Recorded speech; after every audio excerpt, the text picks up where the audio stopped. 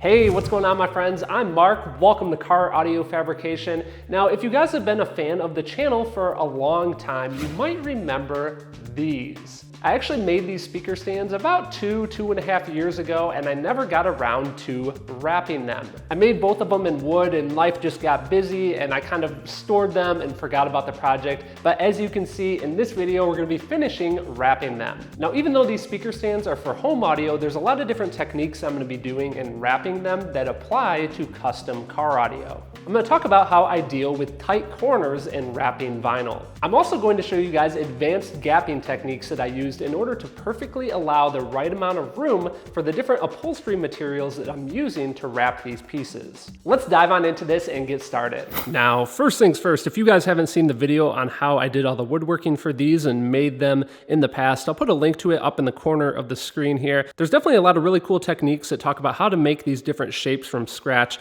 and how to actually get everything to nest inside of each other like so with all of these gaps. Just as a refresher though, I do want to show you guys how this all goes together and talk a little bit about my planning that I've already done to account for the upholstery materials. First off, let's start with taking these side inserts out. So inside here, we're ultimately going to have some acrylic that has been back painted, and that's going to sit on the back side of this insert, but you'll notice that this insert has a perfect gap around all of the sides, and that gap is about 1/16 of an inch. Why 1/16 of an inch? Well, that's because the vinyl that I'm going to be wrapping these pieces with is about a 32nd of an inch in thickness, which is half of 1/16. So 2 layers, because it's going to be on the 2 different pieces, that leaves us with a perfect gap on this. Because it's such a perfect gap, these will just be pressure fit. So for now, I'm going to take those out of each side and set them here. Next here, I have this cap piece. I can take that off using this piece of hardware here.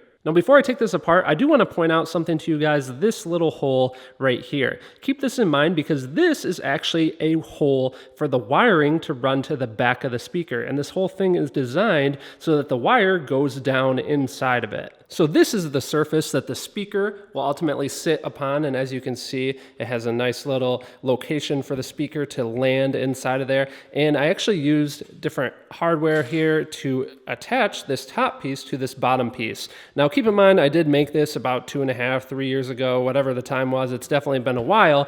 And I think now if I were to do things a little bit differently, I would probably use magnets for this piece to hold it together. But hey, live and learn. That's how we constantly improve. For now, I'm just going to be using those same wood fasteners. And if we open this up here, remember that hole that I was pointing to on the back side? You can see that when I made these, I used the router to make a little channel, and it goes to there, which then goes to here inside of our speaker. So this right here looks exactly like this on the inside, but it's permanently affixed together so that it can hold these inserts in here.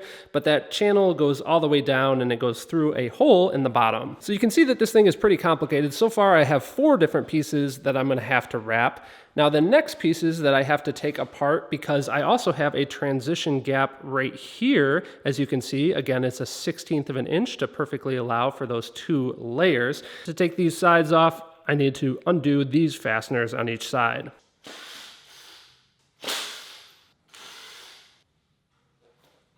So there we have those 2 pieces removed off of the sides. Now this main piece here, I'm going to have to wrap this part of it and the part on the opposite side because that's obviously exposed. And this is attached to the base plate with 2 different pieces of hardware there. So here we have the fasteners that I just took out of the bottom plate, and you can see these are where they attached. And then in the middle there, it actually looks like a little face. Hello! In the middle here, you can see the channel where the wire will come out. And just so you guys know, these 2 metal inserts in here are threaded inserts. I actually did a full video about these recently. You can check that out in the corner of the screen. So let's see here. All in all, we have 1, 2, 3, 4, 5, 6, 7, 8 different pieces that I need to wrap. And I actually took a video of the full process when I was wrapping this one. So let's get into that. Whenever I get started with the wrapping process, I'll cut several different pieces of vinyl material to size to match my different pieces. Now I'm going to be using this sprayer along with upholstery adhesive to secure the vinyl material to these pieces. Remember, just like all of my videos, the links to the sprayer that I'm using, the spray adhesive that I'm using, and the different vinyls that I like to use are all down in the video description. And if you want to check out a full video about how I spray adhesive, you can check out the video up in the corner of the screen. As you can see, I start with spraying the entire surface of the part, and what this does is it leaves an outline on the vinyl below. After I cover the part, I pull it out of the way, and then I spray adhesive on this outline that is now on the vinyl. When using this upholstery adhesive, you have to understand that it's a contact cement, so the most important thing is you want to make sure it's good and dry before we apply the two surfaces together. I'll carefully position the part in place using that outline as a guide. Now before I start wrapping though, I do want to spray some adhesive onto the back side of this piece, and take note that I have a rabbited groove around the outside perimeter of the shape. I did that on the router table intentionally in order to make a groove that we can wrap the vinyl into. I'll show you that in a second. For now, I'm going to carefully pull this vinyl around the corner and make sure that I don't have any wrinkles. And the biggest tip I can give you is as you pull it around the corner, you want to carefully lock it into place using this tool. This particular pry tool is nice and smooth, and it allows you to apply a lot of pressure to lock the vinyl into place with the adhesive once you want to lock it into place. I start at the outermost edge with my locking, and then I slowly work my way in, pulling out those wrinkles as I go. Ultimately, you'll get to a point that your corner starts to look something like this, and now I'm ready for trimming. This is where the edge of that rabbited groove really comes into play. I use that corner in order to run my razor blade. Once I pull the vinyl away, you can see that this gives a really nice clean transition, and what's important about this is when we have different pieces that are fitting up against each other,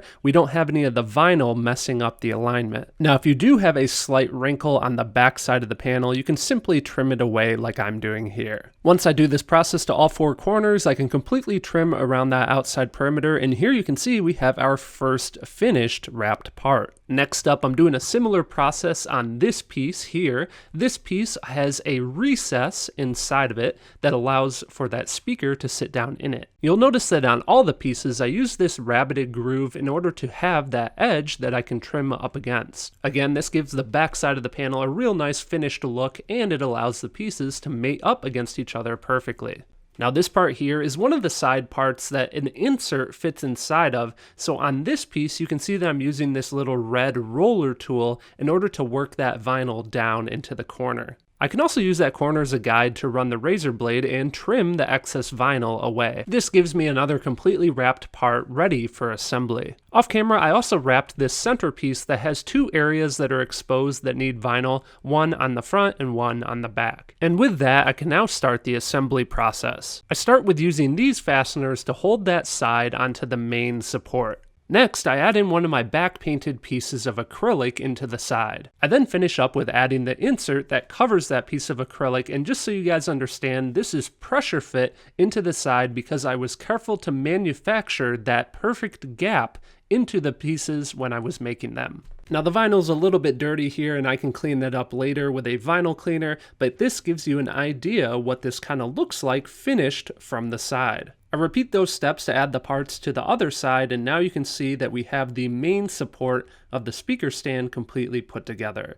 I can now carefully mount the mounting foot to the bottom of the speaker stand. I then do the same to secure the top pieces that serve as a mounting platform for the speaker. And with our speaker firmly sitting on top, here is our finished speaker stand. So while we take a look at some of the finished shots here, question of the episode, have you ever done any wrapping before? If you have, what have you wrapped? Has it been a subwoofer box? Have you used carpet or vinyl or anything like that? Has it been door pods or door panels? Or maybe you have never wrapped anything at all. In that case, let me know what you might be wrapping in a future project. Having the input from you guys helps me to make better videos in the future and just kind of know where you guys stand, and I'm curious to know. If you're new here, you can check out some of my other videos here on screen, and a special thanks goes out to John, Brian, John, Ali, Nick, Steve, Jerry, and Emmanuel, and the rest of the Patreon membership team. Big thanks to those guys for helping make these videos possible. If you guys love these videos and you want to be a part of the team, check out the details down in the video description. As always, my friends, thank you guys for watching.